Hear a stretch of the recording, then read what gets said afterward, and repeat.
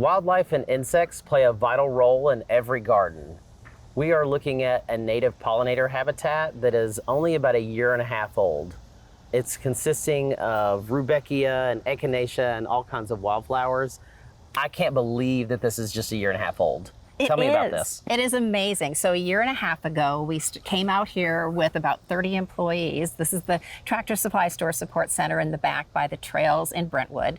And we dug up the grass, came up with our size, and planted seeds. And we were kind of worried over the wintertime, what's just going to happen with these seeds? Yeah. In spring, it was beautiful, but let me tell you, a year and a half later, this is in all its glory. Right. Because the first year or so, they're really getting their, especially if these are grown from seed, they're getting their roots in, they're getting their energy. So it was probably a lot of green. Maybe a few things blooming, but... It was very green at the beginning, but you could start to see the life come out of the soil. It's absolutely brilliant now, but it's amazing what you can do with a pack of seeds, a spot that used to have a little bit of an erosion problem up at the top of this hill, and now it's just beautiful, and it's attracting bees and monarch butterflies, and as you said, such a wide variety. Yeah, and I think a fun note, you said you even had some deer feeling comfortable and safe that they wanted to get in here. You can see a spot behind us, and there's a deer that comes out of the woods by the trail here and just makes itself at home, and so a bed of flowers. Yeah. So what I'm looking at here is we've got some echinacea, some rudbeckia, even some yarrow, which is this white here. Yes. And sparsed in there, I think, was some milkweed here and there, but these are definitely dominating this part of the season. We came in the next fall, so again, this is a 1.5 year cycle, and put some additional milkweed. Having worried, did the birds eat it? When the rains came, did it wash out? But it really didn't. You can see everything is here. And things kind of come in waves. So we started to see this purple coneflower first, and then these black-eyed Susans came in. And you know what I think about with this? It is just such a peaceful place for others, but we get native bees. Yeah. A lot of bees from Tennessee. There's a gentleman right behind the trail there that has bees in his backyard. They've made their way over here, and so bees travel a long ways. Yeah, that's so fun. I love that. It was the perfect engagement opportunity for our team members here at Tractor Supply Store Support Center, because twice a year we bring them out. In the fall, we come out and we take everything that's getting a little bit crisp, really kind of make it almost dust in your hands and put it back out, because that then helps with the regeneration. In the spring, we come out and make sure there's no grass growing in there, because we just built this in a grassy area. We have a little bit of edging. Right.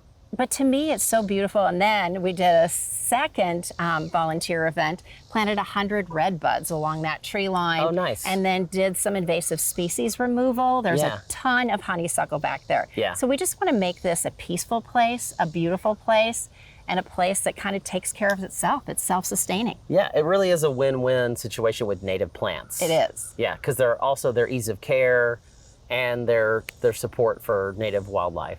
The thing that I find interesting too is I've come out here in the morning, like we're now at this morning light, and it looks one way. You come in the afternoon with the sun baking down it, everything really opens up. So it's almost kind of waking up in the morning, but really awake in the afternoon. We had the most beautiful blue-tipped dragonfly this morning, and the blue tips on its wings and just settling back there. So what a place. It is. That's so nice. So it's mid-July, it's hot, but this garden is really just showing off. It is, and it's amazing different times a year how it looks different.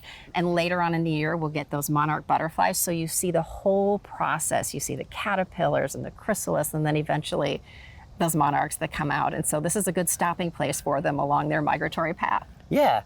So one of the benefits of having all these native plants, and including these native trees, our magnolias here, and red buds and all kinds of things, is they're so drought tolerant. Yes. They're so accepting of the oppressive heat that we're used to. They just love it. Yeah, and these magnolias, they're just magnificent to me, and they're starting to have their flowers come out. But really stay green year round. This will go down in the fall, and then we'll come out and we'll kind of clean it up just a little bit.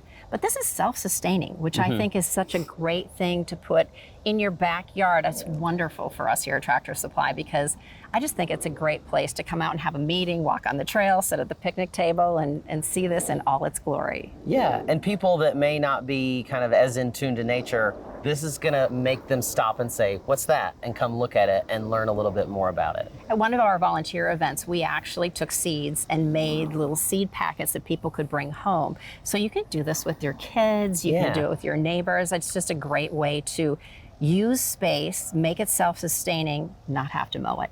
Right. So on that note, what's kind of give me a short version of the year maintenance that y'all have of this? It's just an opportunity twice a year in the fall and the spring to bring people out to clean it up, make sure the grass is not getting in. But then we planted 100 red buds along here. We did some invasive species removal. Okay.